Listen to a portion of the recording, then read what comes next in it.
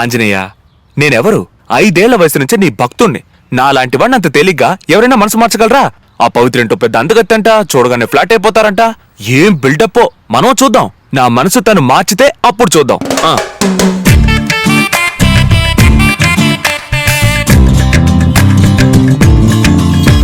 అన్నా ఒకటి ఇవ్వన్నా. అలాగే.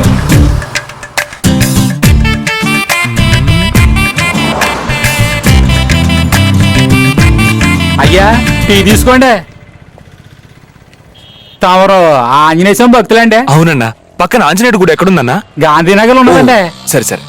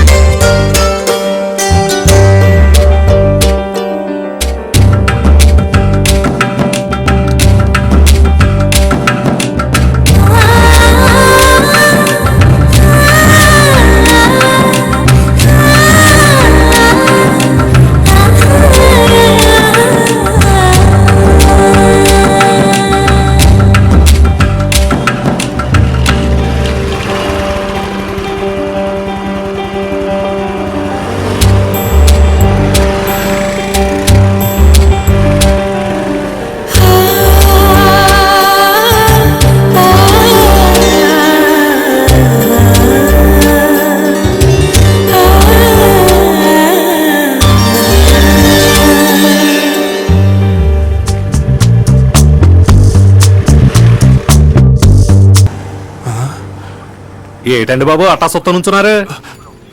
చిచి,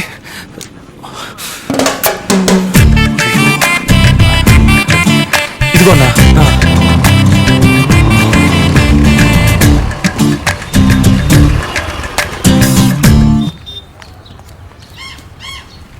ఎవరే వాడు?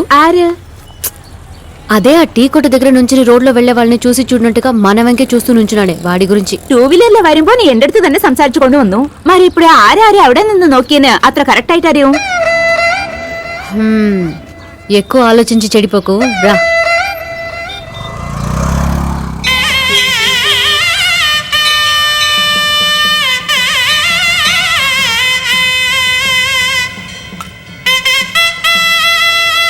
స్వామి, తమరు సంవత్సరాల తరబడి హనుమద్భక్తులా? అవును స్వామి. చిన్న వయసు నుంచి ఏ అమ్మాయి వంక కన్నెత్తి కూడా చూసుండరే? మీ ఊళ్ళో 18 ఏళ్ల అమ్మాయిని 10 రోజులైనా మిమ్మల్ని నమ్మి వదిలిపెట్టిపోతారట కదా? ఎలా కనిపెట్టారు స్వామి? నన్ను అదే మాట అన్నారు. మన ఊళ్ళో ఎవరిని మంచివాడు అంటారో వాడిని ఏది అనుభవించనివ్వరని అర్థం. 16 ఏళ్ల వయసులో నన్ను అనడం మొదలెట్టారు. ఇప్పుడు ఇక్కడికి తీసుకొచ్చి కూర్చోబెట్టారు. నేను ఇక్కడ ఎందుకు కూర్చున్నానో చెప్పనా?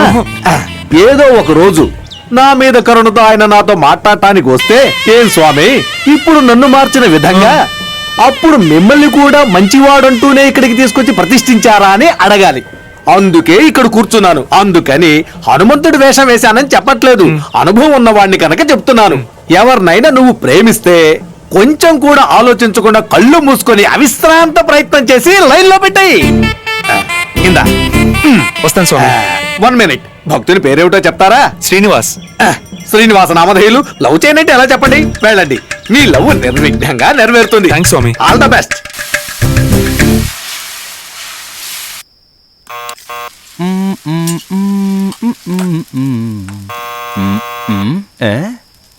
₹10 పిండి తెచ్చుకుంటే దీన్ని పంచుకోవడానికి ఎవడో వచ్చేసాడు.